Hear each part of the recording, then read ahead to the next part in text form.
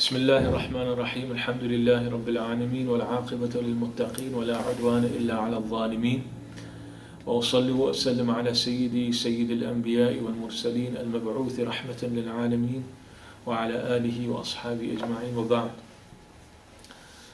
One of the issues that we face amongst practicing Muslims who attempt to practice their religion, is that there are some who fail to understand the totality and the complete nature of the Sunnah of the Messenger sallallahu alaihi wasallam.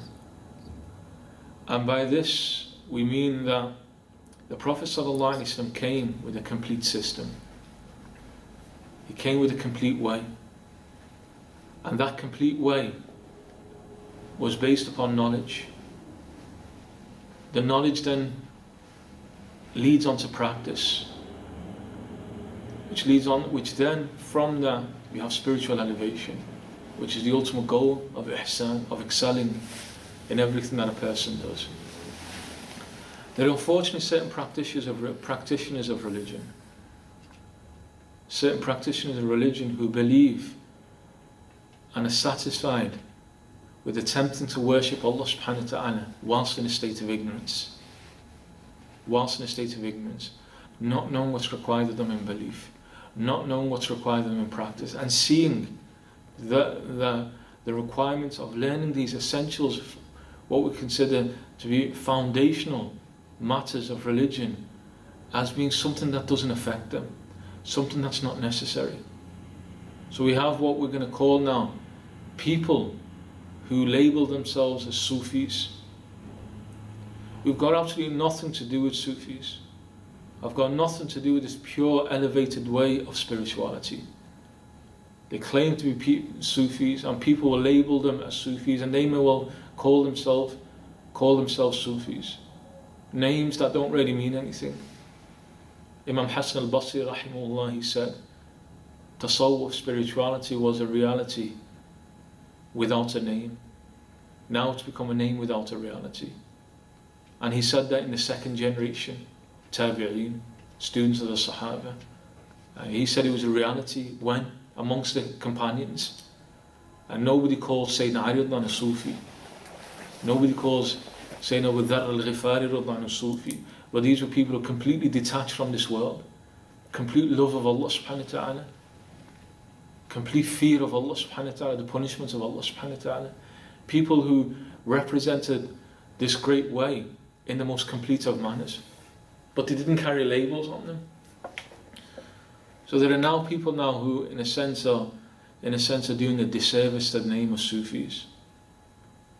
The Sufi is the one who knows Allah subhanahu wa ta'ala, the one who knows the Messenger sallallahu alaihi wasallam, the one who knows the realities of this world and the next world, the one who knows the essentials of worship. He knows how to worship Allah subhanahu wa ta'ala. He knows how to perform a fast properly. He knows how to engage in a contract properly. These are all essential aspects of knowledge, which is not high levels. These are not high levels that we're speaking about. But now you've got some people who associate Sufism with carrying a sibha, doing tasbih, doing dhikr. A person at the soul is somebody who does dhikr. Somebody who attends Mawlid gatherings all the time. Somebody who gives bay'ah to the Shaykh, gives a pledge of allegiance to the Shaykh, and see that as being Sufism. So that's all madahir. That's all just appearance. If it's not supported, or if it's not at a foundational level, it's not backed up with essential knowledge of Allah subhanahu wa ta'ala and the Messenger sallallahu alaihi wasallam, it has absolutely no meaning whatsoever to it. And that person becomes a liar. That person who claims to be Sufi, who claims to be a man of Allah subhanahu wa ta'ala, or attempting to walk the path to Allah subhanahu wa ta'ala, he's walking it in a complete state of blindness. When you had the greatest of the people of Allah subhanahu wa ta'ala, historically as well as now, who you can really call Sufis, people who knew Allah subhanahu wa ta'ala. When you read the books of tasawwuf, of spirituality, people who are grounded in aqeedah, people who are grounded in fiqh, people who are grounded in Quran and Sunnah, So now when we speak about Quran and Sunnah, we talk about it's the other lot that speak about Quran and Sunnah. We don't speak about Quran and Sunnah. So as Imam al-Junayd rahimahullah said, this path is defined by the two sources, the Kitab and the Sunnah, the path to Allah subhanahu wa ta'ala. So we need to stop pretending to be Sufis whilst we're steeped and immersed in ignorance. And although everybody's in a state of ignorance itself is not the problem.